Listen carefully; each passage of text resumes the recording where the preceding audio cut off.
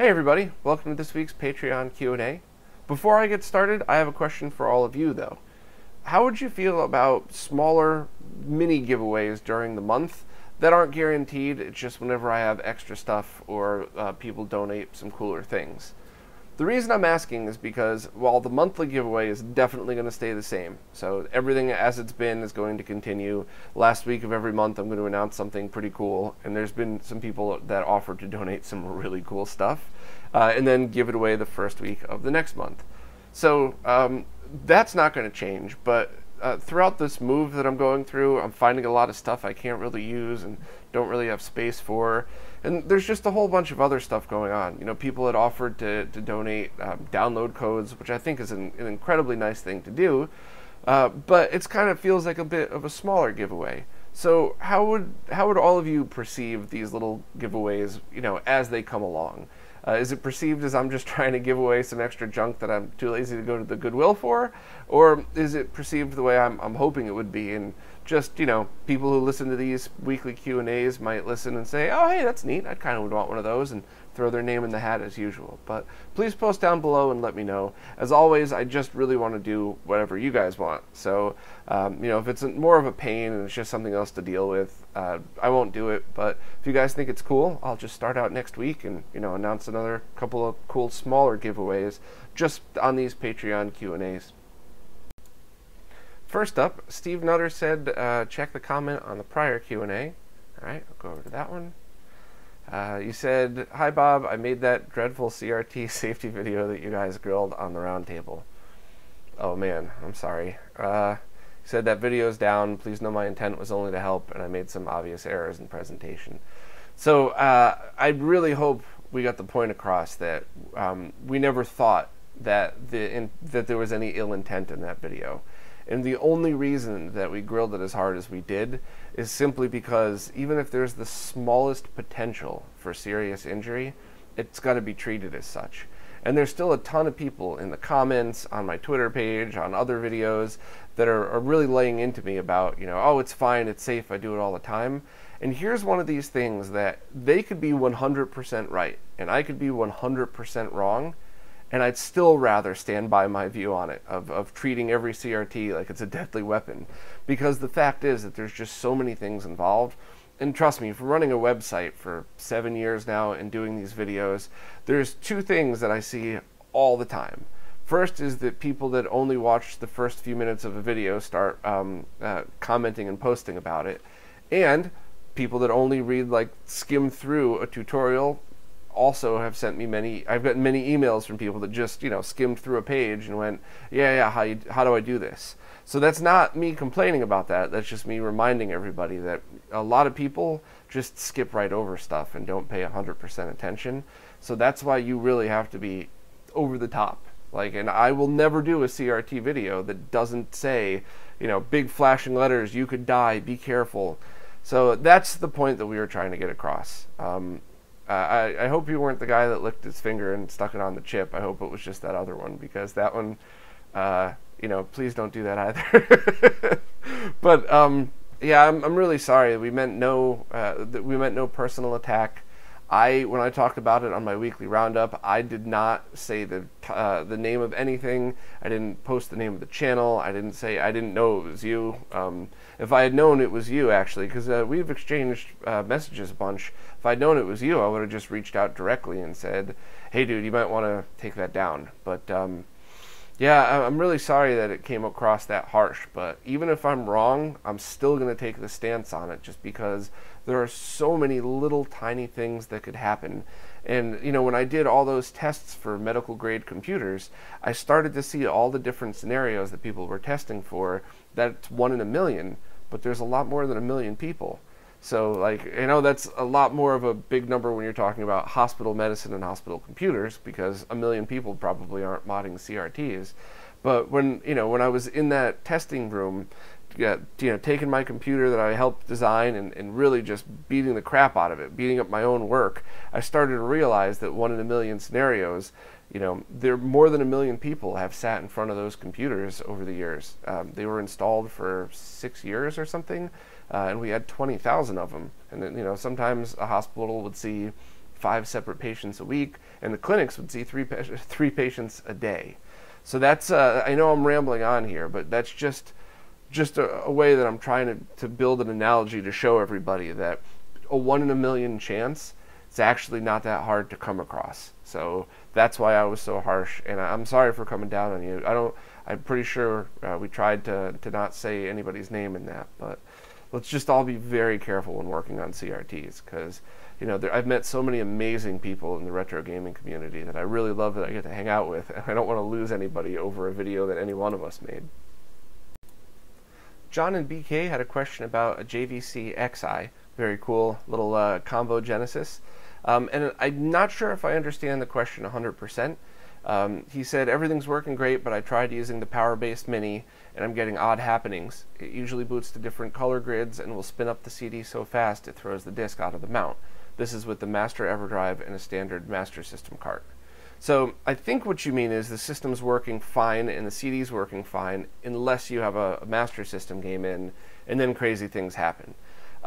There are a couple of different revisions of the XI. Some actually don't even have an AV output in back. They only have the composite video and left and right audio.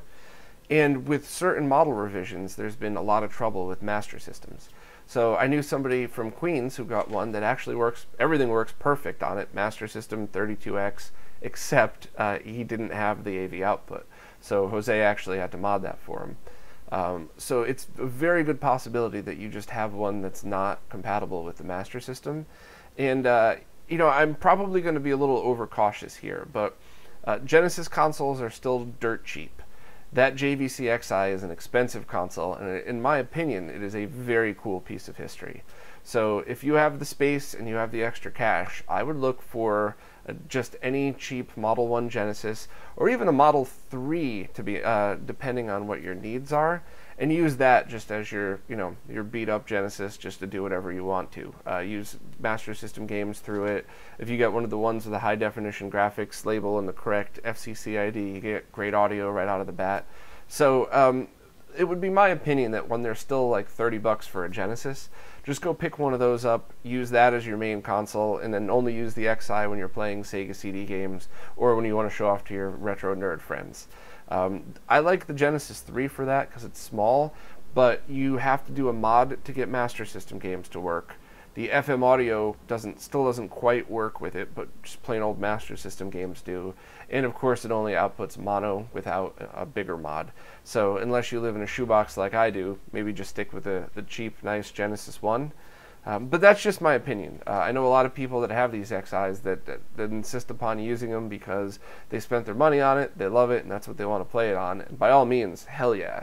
I just wanted to throw my 2 cents in on that. But there's an excellent chance that your XI is just not going to be compatible with any Master System games at all. So sorry for the bad news. Connor Yucatan asked if I think the Genesis will get an FPGA core, and what's the way to remove jail bars on current Genesis consoles.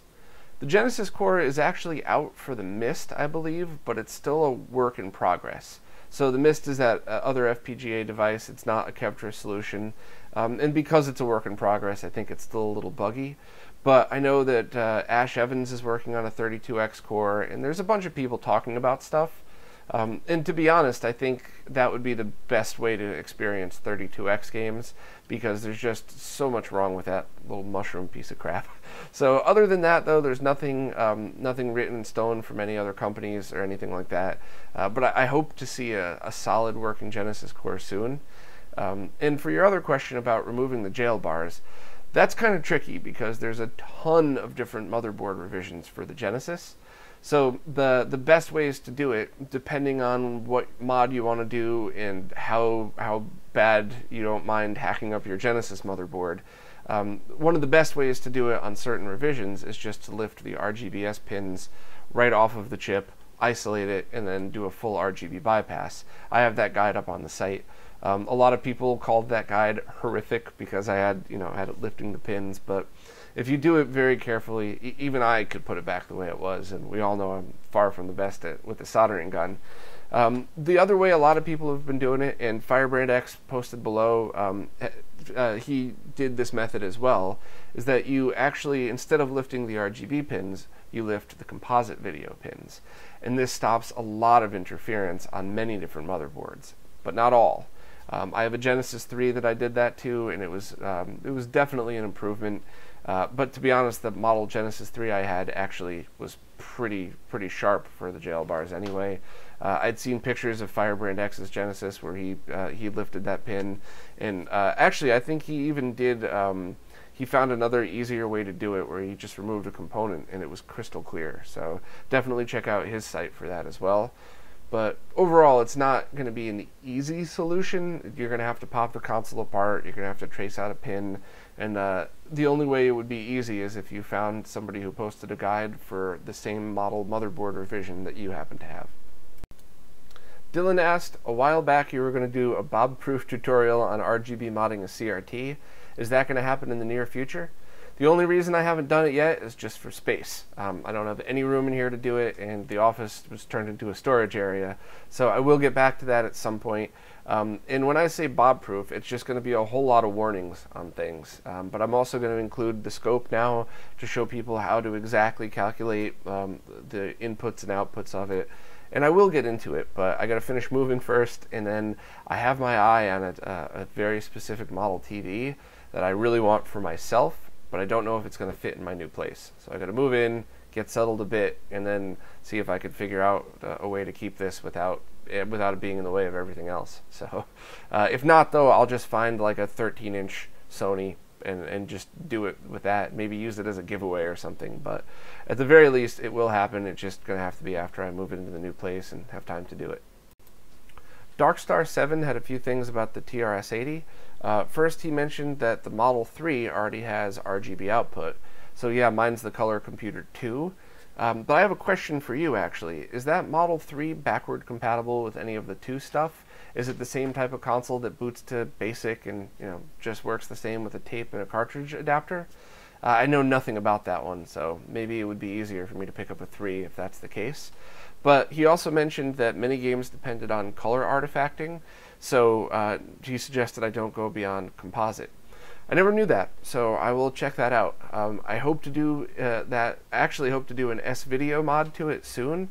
Soon is relative. I got to get the room and the space to work on all this stuff. But when I do that, I'll definitely post a video and a page and really see how it changes the look of things. But I'm kind of excited for this. The S-video mod looks pretty easy. So does the composite mod. So I'll give it a try at some point and let everybody know how it turned out. ArcadeUK asked if I had any luck getting 480p PS2 games to look sharp through the OSSC. He's using Street Fighter Alpha 3 as a test game and can't get the image sharp. I have almost zero experience with the PS2 in the OSSC. I do use that setup for testing all the time, but I haven't really dug into any of the 480p stuff. You might actually want to ask Firebrand X about that. He has a Patreon as well that also only has a $1 minimum, so I would suggest checking with him. Sorry to send you somewhere else, and sorry to dump more work on Firebrand X, but he would definitely be the expert to ask that question to. Dave Sobel said he found a Vectric system in good condition and wanted to know any tips or things to do to it. Well, I definitely suggest just carefully popping the back open and blowing it out with compressed air. It's still a CRT, so don't touch anything and get electrocuted, but these things are very old, and mine that I had was crusted with stuff and smelled like it was drenched in cat pee, so it was definitely worth taking apart and cleaning out as best I could. Be careful, though, because they use those weird plastic tapping screws, so things could come apart badly. And also, please remember that is a CRT, so it is dangerous. Don't try to discharge it. Just take the back off, shoot some air into it, put the back on. Also, keep an eye out for the motherboard. It might actually look like the traces on the board are bubbled up, but it should still work fine. That's kind of something that just happened with a lot of those old boards, and mine looked terrible, and it still worked. Other than that, just typical, same thing for every retro console. Look at the capacitors and see if they're bloomed out.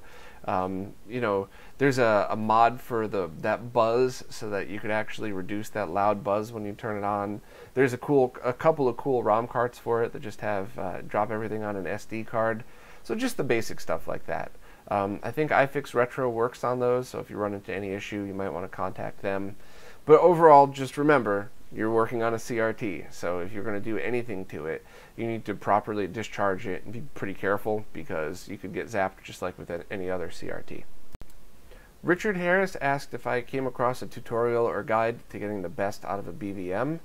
I've seen a few, but they weren't perfect, and I mean, that's a huge undertaking, so I haven't even thought about starting that yet.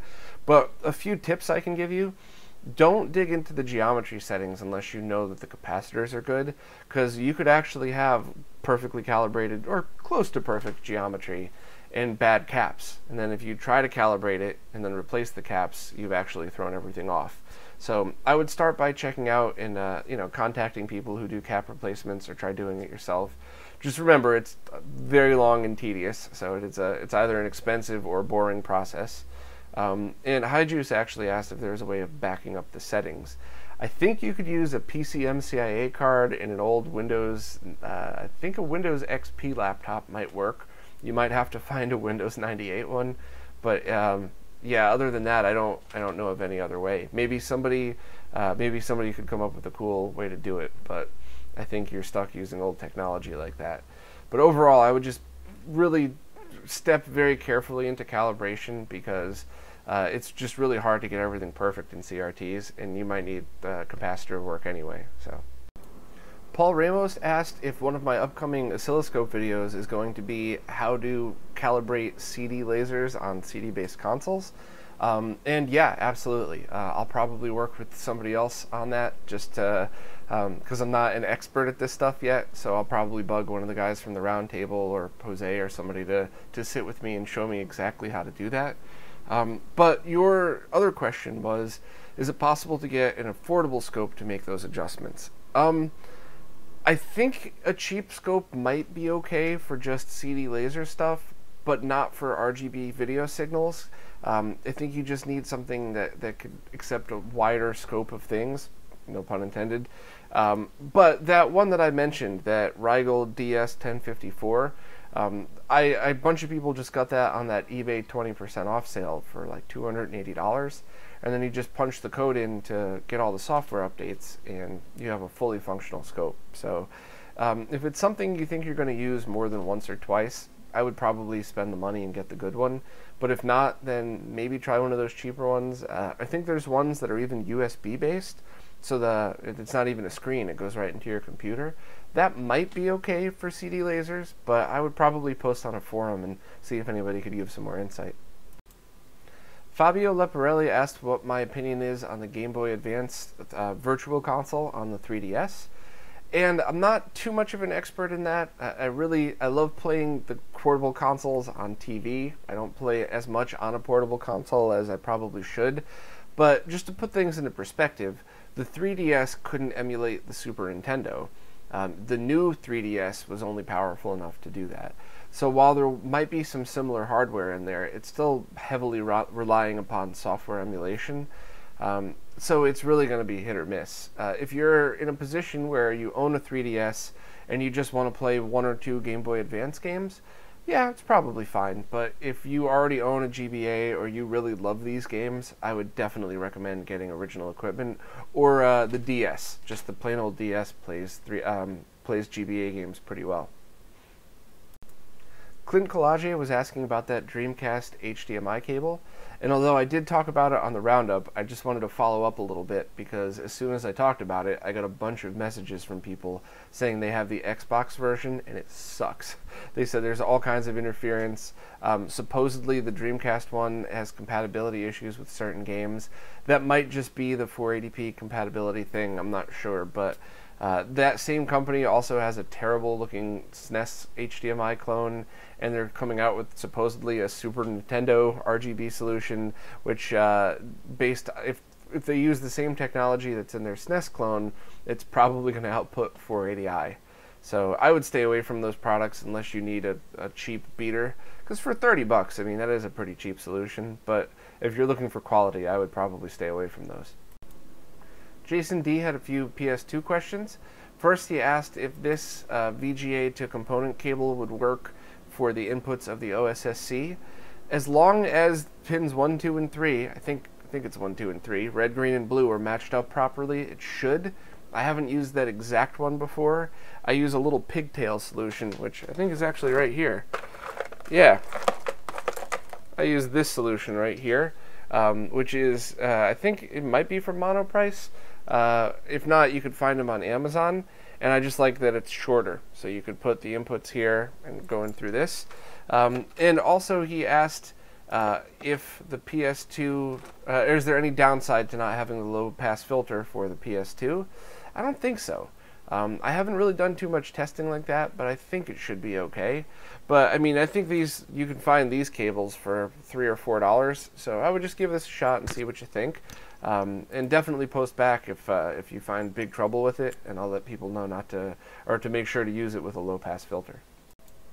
Chris from Belgium had a pretty cool idea. I'm not sure if I can get to it yet, but he said a suggestion would be make a list of 10 things that I'm planning on doing, and then maybe actually make a poll and have people vote about the things they want me to do first. I think that's a pretty cool idea.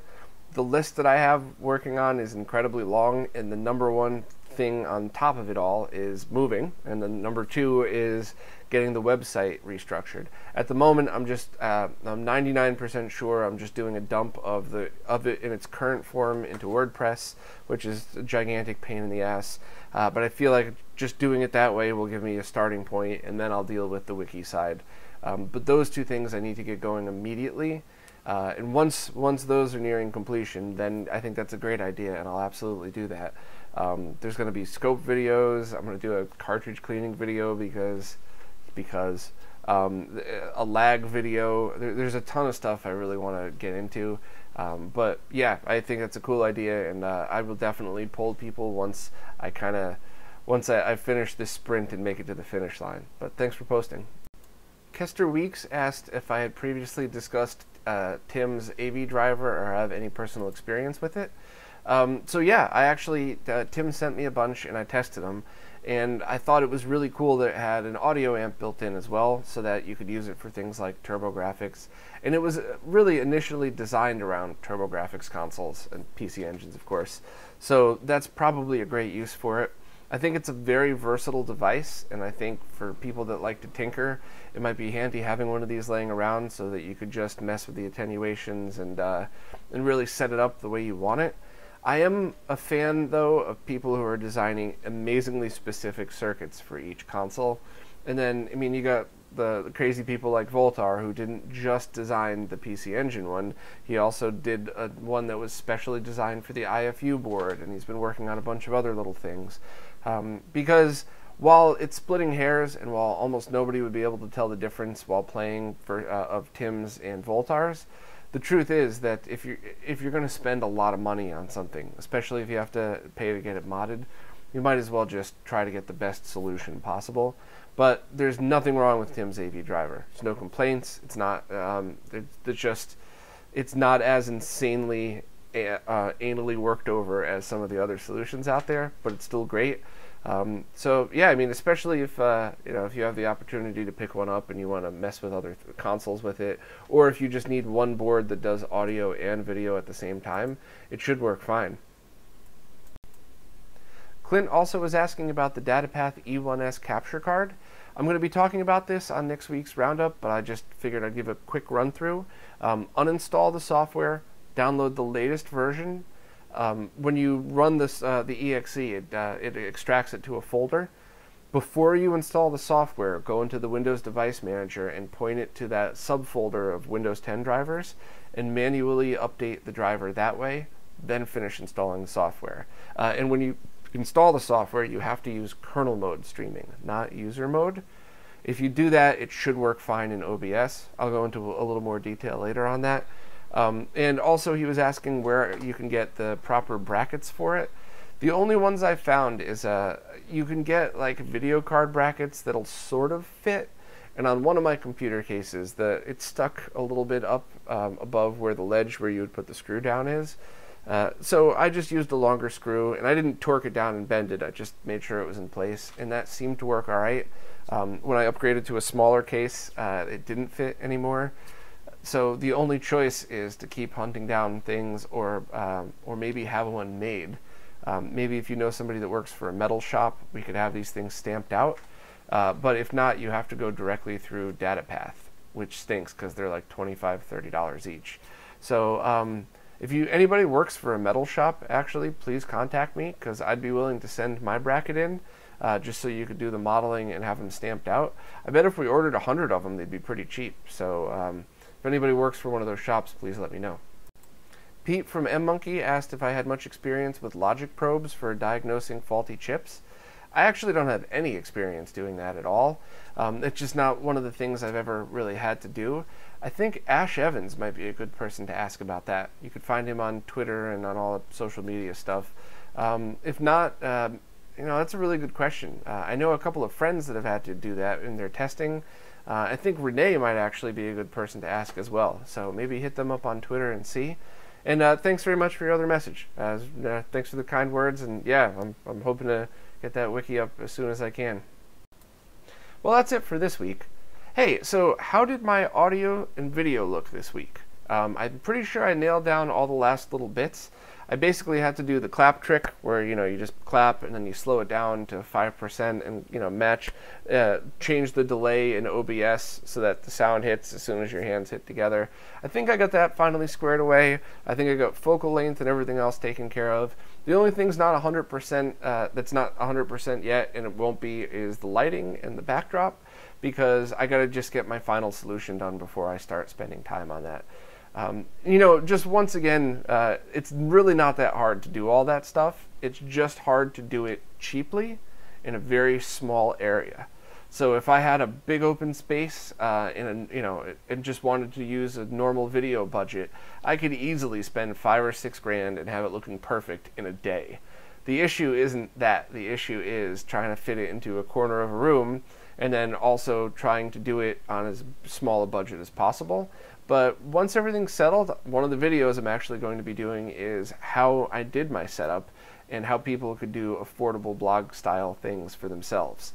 All the videos I saw on YouTube were like, yeah, just very simple. Buy this $3,000 camera, buy $500 worth of lighting, and then set up a green screen 6 feet behind you. I don't have anything 6 feet behind me. 6 feet behind me is my neighbor. So, yeah, I will. I'll be getting to that stuff, but I want to make sure everything's perfect before I do a video on it, of course. So, other than the color, which should be okay, I use the white balance on the camera and then use the color correction to the white shirt underneath in Premiere. I don't know. Other than that, what do you guys think? But as always, please post down below on the Patreon page. Thank you so much for your support. I really couldn't do this without you guys, and I just appreciate the shit out of it. So I'll see you guys next week, and thanks again.